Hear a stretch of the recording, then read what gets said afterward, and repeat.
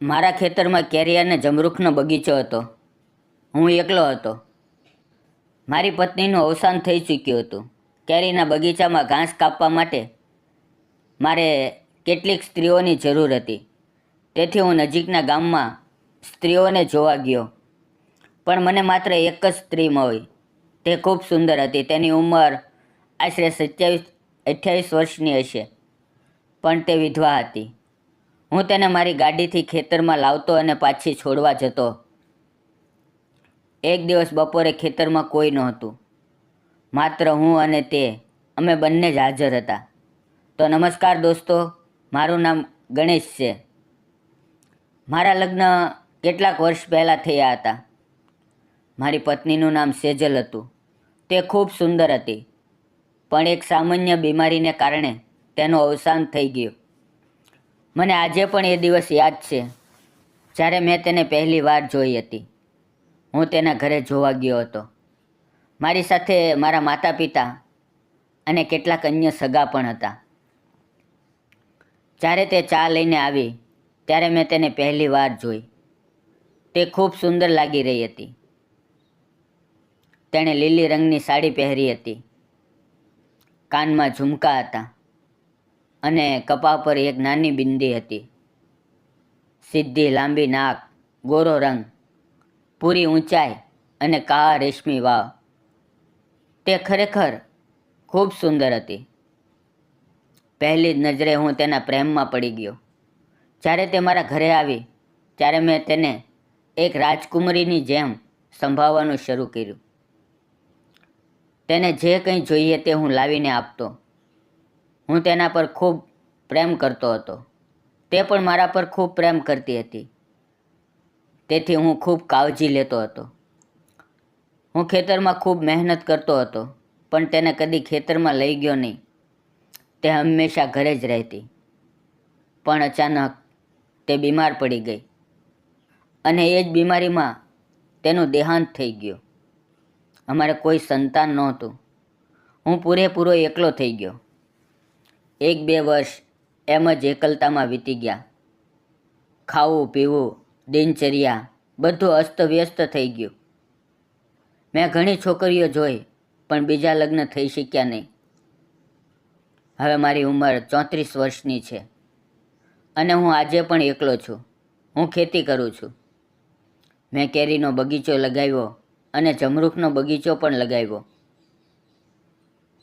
ખેતી કામ હું ખૂબ સારી રીતે કરું છું, પણ એકલા મારાથી બધું થતું નથી. તેથી મારે કેટલાક મજૂરો રાખવા પડે છે. અમારી પાસે એક ગામ છે. ત્યાંથી જ કામ માટે સ્ત્રીઓ બોલાવવી પડે છે. એમ જ એકવાર હું એ ગામ ગયો. મારી પાસે 2 વ્હીલ છે. મેં ત્યાં જઈને પૂછ્યું કે શું કોઈ સ્ત્રી ખેતરમાં કામ કરવામાં આવશે? ત્યારે એક વ્યક્તિએ કહ્યું, આગળ જઈને એક ઝૂંપડી છે, ત્યાં એક વિધવા સ્ત્રી રહે છે. તેની પાસે પૂછો, કદાચ તે કામ માટે તૈયાર થઈ જાય. હું એ ઝૂંપડીની સામે ગયો. દરવાજો ખટખટાવ્યો ત્યારે ત્યાંથી એક સુંદર, લગભગ 27-28-29 વર્ષની યુવતી બહાર આવી. તે ખૂબ સુંદર હતી. મેં કહ્યું, મારું ખેતર બાજુમાં જ છે. ખેતરમાં કામ માટે સ્ત્રી જોઈએ. શું તમે આવી શકશો? તેણે કહ્યું, હા, મજૂરી 250 રૂપિયા થશે. મેં કહ્યું, ચાલશે. મેં 1-2 અન્ય સ્ત્રીઓ સાથે પણ વાત કરી, પણ તેમને આવવાનો સમય નહોતો. માત્ર એક જ યુવતી તૈયાર થઈ. તેણે કહ્યું, હું એકલી નહીં આવી શકું.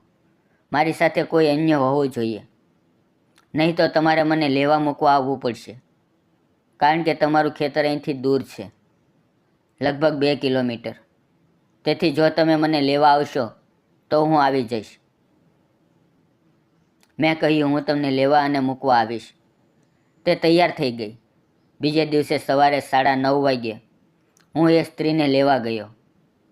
કામ પર જવાનો સમય નક્કી હતો. હું થોડો વહેલો જ પહોંચી ગયો હતો. તેમણે મને અંદર બોલાવ્યો, બેસવાનું કહ્યું, મારા માટે ચા બનાવી. ત્યારે મેં તેને પૂછ્યું, તમારું નામ શું છે? ત્યારે તેણે કહ્યું, મારું નામ રોહિણી છે. થોડી વારમાં ચા વગેરે થઈ ગઈ.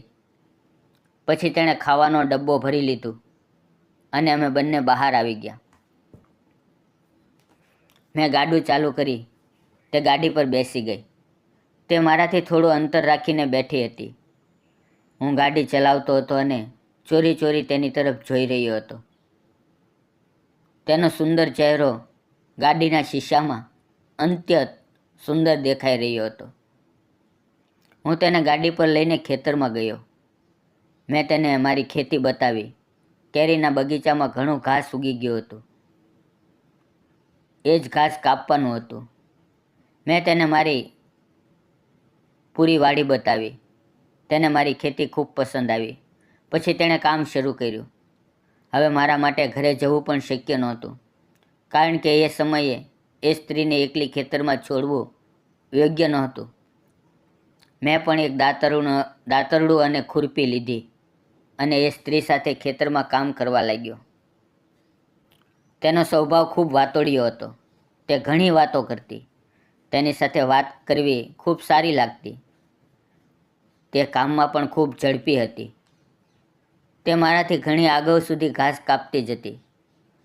મને આદત નહોતી, તો પણ હું તેની સાથે કામ કરવા લાગ્યો. બપોર થઈ ગઈ.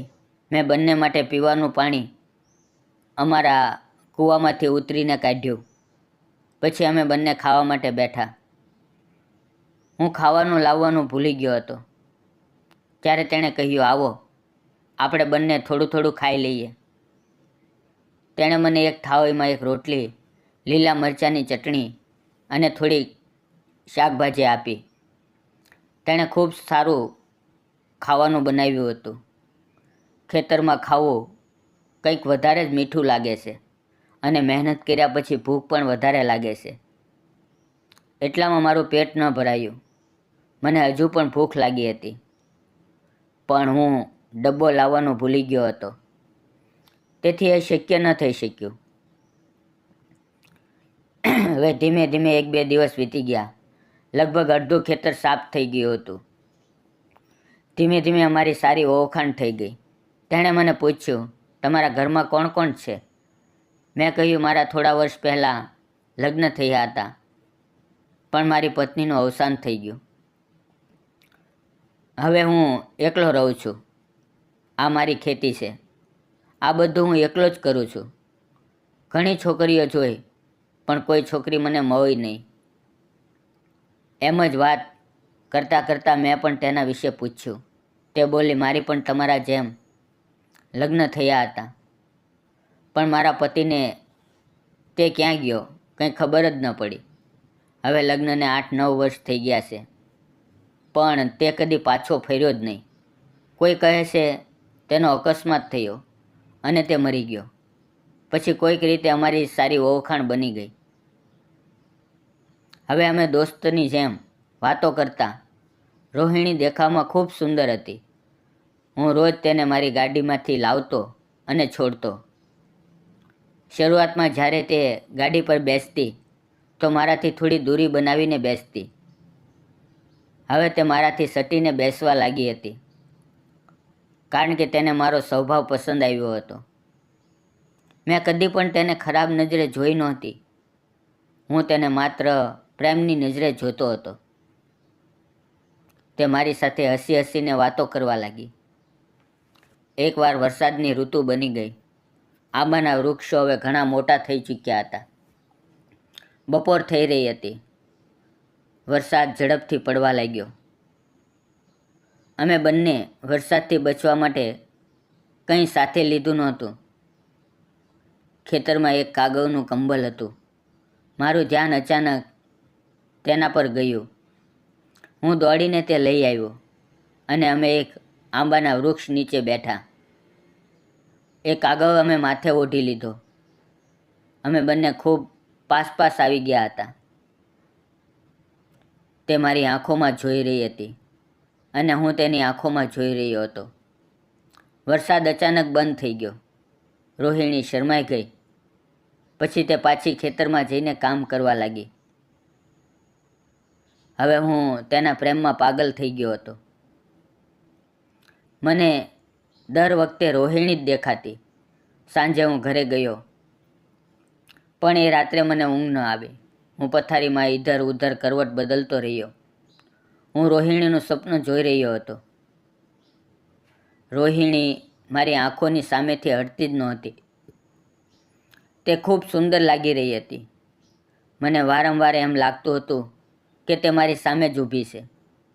મને તેનો આભાસ થઈ રહ્યો હતો. બીજા દિવસે હું રોહિણીને લેવા ગયો. રોહિણીએ આજે ખૂબ સુંદર સાડી પહેરી હતી. તેણે પોતાના વાળ ખુલ્લા છોડ્યા હતા. કપાળ પર ટીલકી લગાવી હતી, જેનાથી તેનો ચહેરો વધુ નિરખી રહ્યો હતો. ગામથી ગાડી થોડી દૂર નીકળી. હવે આસપાસ કોઈ નહોતું. રોહિણી મારાથી સટીને બેઠી હતી. રોહિણીએ મને અચાનક ગળે લગાવી લીધું અને મારા ખંભે માથું મૂકી દીધું. મને ખૂબ સારું લાગ્યું. અમે બંને ખેતરમાં પહોંચ્યા. રોહિણી નીચે ઉતરી. તે મારી તરફ જોઈ રહી હતી. તે મારી તરફ જોતી જોતી ખેતરમાં ચાલી ગઈ અને ઘાસ કાપવા લાગી. કદાચ રોહિણીને હું પણ પસંદ આવવા લાગ્યો હતો. તેથી તે એક પગલું આગળ વધી ચૂકી હતી. એ દિવસે ખૂબ તેજ ધૂપ હતી. ગરમી વધુ હતી. અમે 12 વાગ્યે જ કામ બંધ કરી દીધું અને એક આંબાના વૃક્ષ નીચે જઈને બેઠા.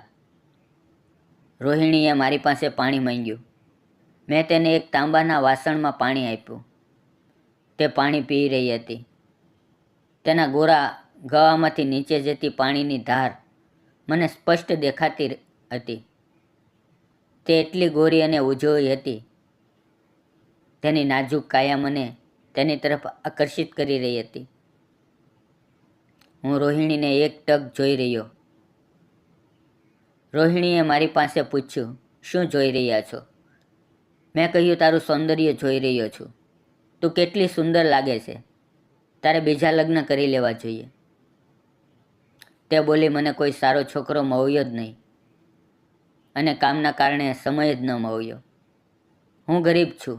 કોણ મારી તરફ ધ્યાન આપશે? મેં કહ્યું, મને તું ખૂબ પસંદ છે. મને તારી જોડે પ્રેમ થઈ ગયો છે. રોહિણીની આંખોમાં તુરંત આંસુ આવી ગયા. ત્યારે તે ઉઠીને મારી પાસે આવીને બેઠી. તેણે પોતાનું માથું મારા ખોળામાં મૂકી દીધું અને મારી તરફ જોવા લાગ્યો. હું તેની આંખોમાં જોતો રહ્યો. મેં તેનો હાથ પકડ્યો અને રોહિણી મારી સાથે વાત કરી રહી હતી. તે મને કહી રહી હતી, તમે પણ ખૂબ સારા છો. મને પણ તમારા પર પ્રેમ થઈ ગયો છે. ચાલો આપણે લગ્ન કરી લઈએ. હું પણ રોહિણી સાથે લગ્ન કરવા તૈયાર થઈ ગયો. હવે રોહિણી રોજ કામ પર આવવા લાગી. અમે બંને એકબીજાને મળતા. હવે અમારા બંનેના દિલ મોહી ચૂક્યા હતા. કેટલાક દિવસો પછી અમે ગામના મંદિરમાં જઈને લગ્ન કરી લીધા. હવે રોહિણી અને હું અમે સાથે રહીએ છીએ. અમે બંને ખૂબ ખુશ છીએ. સમાજે અમને બદનામ કરી દીધા, પણ અમે તેની વાતોની પરવાહ ન કરી. હવે તે મા બનવાના સપના જોઈ રહી છે. હું પણ પિતા બનવાનું સપનું જોઈ રહ્યો છું. ઘણા દિવસોનો અધૂરો પ્રેમ હવે મને મળવા લાગ્યો છે.